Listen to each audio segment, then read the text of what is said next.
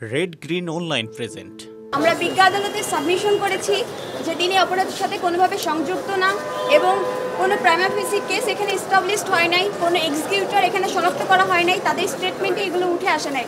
সুতরাং তিনি এই মামলায় কোনো স্পেসিফিকভাবে অ্যালিগেটেড না। এই জন্য এই গ্রাউন্ডে আমরা বিজ্ঞ আদালতের কাছে জামিনের প্রার্থনা করেছিলাম এবং বিজ্ঞ আদালত সন্তুষ্ট হয়ে পরবর্তীতে জামিন নামঞ্জুর করেন এবং তিনি জানেন তিনি জনমানুষের মনে অত্যন্ত ভালোবাসার জায়গায় স্থান দখল করে আছে। তার এই যে বাকের ভাই চরিত্র সেখানে সে অবদান রাখার কারণে তিনি মানুষের ভালোবাসার কেন্দ্রস্থলে আছে। আমরা চাই ন্যায় বিচার হোক, কোনো অবিচার না হোক, কিন্তু কোনো একটা ভালো মানুষ তারা যাতে আইনের অপব্যবহারের শিকার না হয়। আমরাও চাই যে এই মামলাগুলোর সঠিক বিচার হোক এবং অপরাধীর শাস্তি পাক। কিন্তু এইভাবে যদি মব জাস্টিস হয় তাহলে আইন ও ন্যায় বিচার বিঘ্ন ঘটবে। আমরা বিজ্ঞ আদালতকে এটাই সাবমিট করেছি এবং পরবর্তীতে নামঞ্জুর হয়। যে 3 জন আসামিকে গ্রেপ্তার করে বিজ্ঞ আদালতে প্রেরণ করা হয়েছে। একজন হচ্ছে সাবেক মন্ত্রী এবং এমপি বিশিষ্ট নাট্য ব্যক্তিত্ব আসাদুজ্জামান নূর, আরেকজন হচ্ছে সাবেক বেসরকারি বিমান ও পর্যটন প্রতিমন্ত্রী অ্যাডভোকেট মাহবুব আলী, আরেকজন হচ্ছে প্রশাসনের এসআই শাহাদাত হোসেনকে বিজ্ঞ আদালতে প্রেরণ করে শাহাদাত হোসেন এসআই ওনারকে 10 দিন রিমান্ড চাওয়া হয়েছিল। আর বাকি যে 2 জন ছিল তাদেরকে রিমান্ড চাওয়া হয় নাই, শুধু আমরা জামিনের পিটিশন দিয়েছি। আমরা রিমান্ডটা বলি যে এসআই শাহাদাত হোসেন উনি একজন পুলিশের কর্মকর্তা। ওনার কাজই হচ্ছে যে দেশে যখন শান্তি শৃঙ্খলা বিঘ্নিত ঘটে এবং আইনের শাসন প্রতিষ্ঠিত থেকে বিঘ্নিত হয়, শান্তি শৃঙ্খলা রক্ষা করা এবং বাংলাদেশের মানুষের এবং জান ও মালের নিরাপত্তা রক্ষা করাই একজন পুলিশের কাজ। সেই উপরের নির্দেশনা অনুযায়ী তার কর্মরত ঊর্ধ্বতন কর্তৃপক্ষের নির্দেশ অনুযায়ী দায়িত্ব পালন করেছে।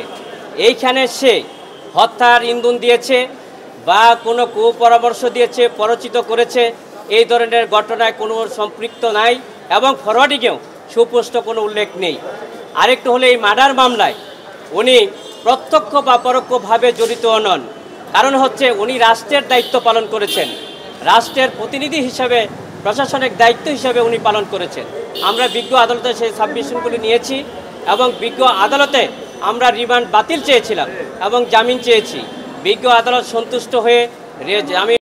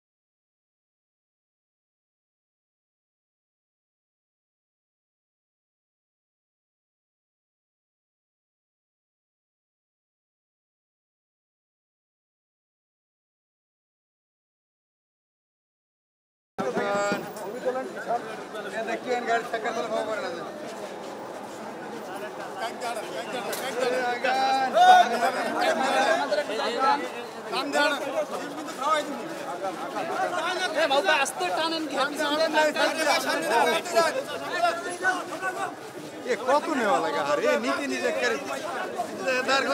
খালি নিতে দেন বহুদিন পরে এই বিশেষ প্রতিবেদনটি যদি আপনাদের ভালো লেগে থাকে অথবা উপকৃত হন তাহলে অবশ্যই এই চ্যানেলটি সাবস্ক্রাইব করুন এবং লাইক, কমেন্ট ও শেয়ার করে রেড গ্রিন অনলাইনের সাথেই থাকুন। Thanks to everyone. Red green online.